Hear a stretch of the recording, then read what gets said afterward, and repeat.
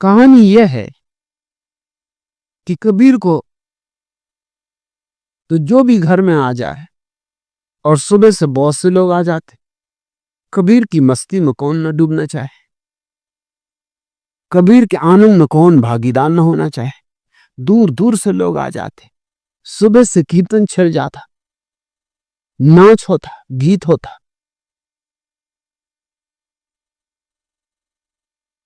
भीतर की शराब बहती, लोग मदमस्त होके पीते, फिर भोजन का समय हो जाता। तो कबीर की आदत थी, वो लोगों से कहते कि भैया यूं ही मत चले जाएं, अरे भोजन तो कर जाओ, अब आ ही गए तो भोजन कर जाओ। कभी 200 आदमी, कभी 300 आदमी, कभी 500 आदमी। गरीब कबीर की हैसियत क्या, बामुश्किल दिन भर कपड़ा बुन के कितना बुनोगे।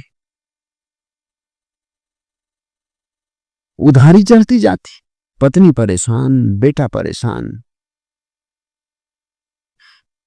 एक दिन ये हालत हो गई कि जब पत्नी बाजार गई और दुकानदार से उसने भोजन के लिए प्रार्थना की कि घर में 200 आदमी बैठे और मेरे पति ने निमंत्रण दे दिया, मैं पीछे के दरवाजे से भाग के आई हूं, जल्दी से कुछ चावल दो, घी दो, आटा दो।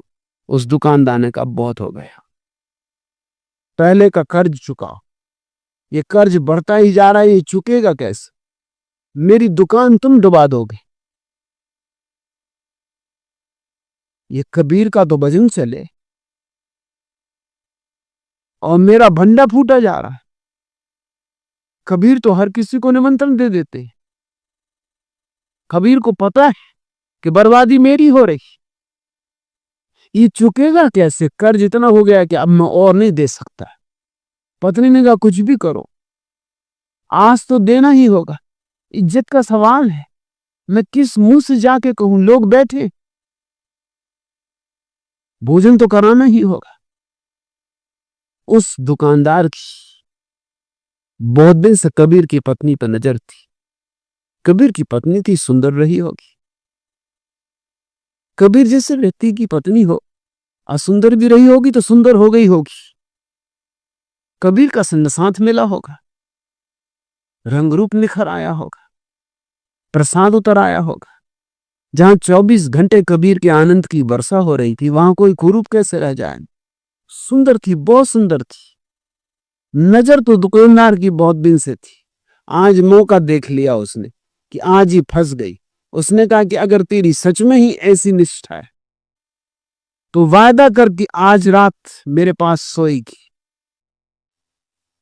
तो सारा कर्ज समाप्त कर दूंगा। पत्नी ने कहा जैसी मर्जी, भोजन तो कराना ही होगा। कबीर की ही पत्नी थी, कोई साधारण लौकिक साधु की पत्नी नहीं थी, कबीर की ही पत्नी थी। ये कबीर के ही योग्य थी बात। सुनकर ठीक है, अगर तुझे इससे ही हल हो जाता तो ठीक है, ये निपटारा हुआ और ये अच्छा रास्ता मिल गया, तूने पहले ही क्यों ना कहा।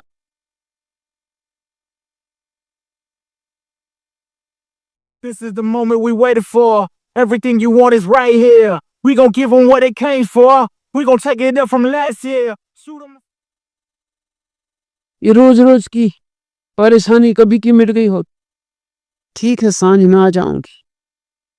वो तो ले आई, उसने सबको भोजन करवाया। सांझ वर्षा होने लगी, बड़े जोर से वर्षा होने लगी। वो सजी समरी बैठी।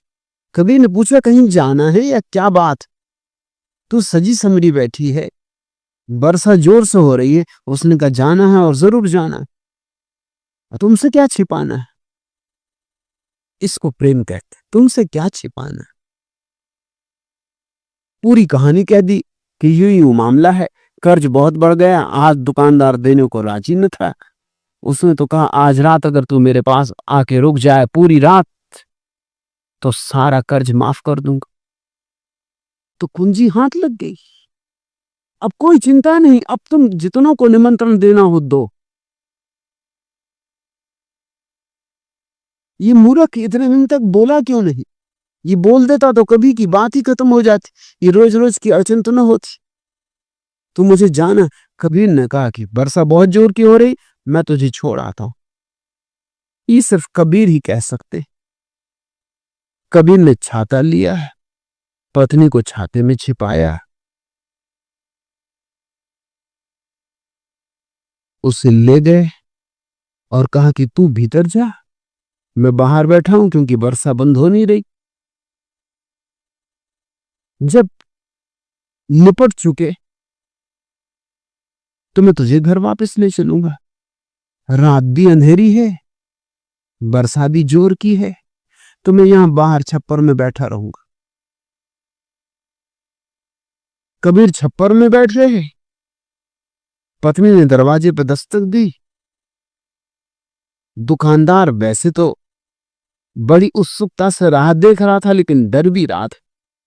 डर इसलिए रहा था कि पत्नी ने इतनी सहजता से हां भर दी थी कि उसे भरोसा ही ना आ रहा था कि एक दफे भी इनकार न किया।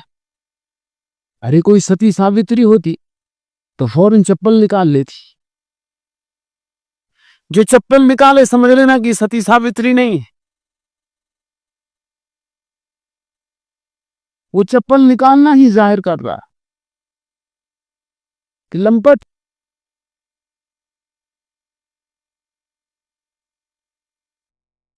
एकदम हां भर दिया, भरोसा नहीं आ रहा था। और कबीर की पत्नी ऐसा हां भर दे, न लाज, न संकोच, न विरोध, एक चेहरे पर बदली भी ना आई, जैसे कोई खास बात ही ना हो। आएगी भी कि नहीं ये भरोसा नहीं था।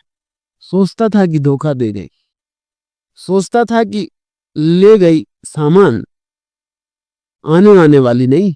लेकिन जब द्वार पर उसने दस्तक दी और दरवाजा खोला, पत्नी सामने खड़ी थी, सज बच के आई थी, जो भी घर में सुंदर था पहन के आई थी। घबरा गया, दुकानदार घबरा गया, पसीना छूट गया। सोचा न था कि पत्नी आ जाएगी। एक दफा तो आंख पे भरोसा ना आया, और दूसरी बात देख के और हैरान हुआ कि इतनी धुआंधार वर्षा हो रही, मूसलाधार, और पत्नी बिल्कुल भीगी नहीं। उसने पूछा कि इसमें मूसलाधार वर्षा में मुझे भरोसा ना था कि तू आएगी, मगर आई, ये ठीक। मगर ये चमत्कार क्या है कि तुझ पर तो बूंद भी नहीं पड़ी, तेरे कपड़े तो भीगे भी नहीं। उसने कहा भीगते कैसे? अरे कबीर जो मुझे साथ लेके आए, खुद भीगते रहे, छाते में मुझे छिपाए रहे, कहने लगे मैं भीग जाऊं तो कोई बात नहीं, लेकिन तुझे तो अब उस दुकानदार के पास जाना है। उस बेचारे का क्या कसूर कि आज वर्षा हो रही। वो तो दुकानदार और भी लड़खड़ा गया। उसने कहा कबीर छोड़ गए? कबीर कहाँ है, गए कि नहीं? उसने कहा गए नहीं, छप्पर में बैठे। क्योंकि वो कहते जब तू निपट जाए, पता नहीं वर्षा रुके ना रुके, रात अंधेरी है, तो ले जाने के लिए बैठे, तो जल्दी निपट लो, तुम्हें जो करना हो कर लो, क्योंकि उनको ज्यादा देर बिठाए रखना भी ठीक नहीं। सुबह ब्रह्म मुहूर्त में फिर उठाना होता है, और फिर भजन कीर्तन और भक्त इकट्ठे होंगे। पैरों पर गिर पड़ा वो दुकानदार, भागा, कबीर के पैर छुए। कबीर ने कहा कि तू समय खराब न कर, तू अपना काम निपटा, हमें अपना काम करने थे, तू इन बातों में मत उलझ। अरे पैर छूना वगैरह पीछे हो लेगा, सुबह आ जाना, भजन कीर्तन कर लेना, वहीं पैर भी छू लेना, मगर अभी तू अपना काम निपटा। उसने कहा आप कहते क्या है? और मुझे न मारो, और मुझे न दुत्कारो, और मुझे गर्हित न करो, और मुझे अपमानित न करो। कभी ने कहा नहीं, तेरा हम कोई अपमान नहीं कर रहे, इन बातों का मूल ही क्या है?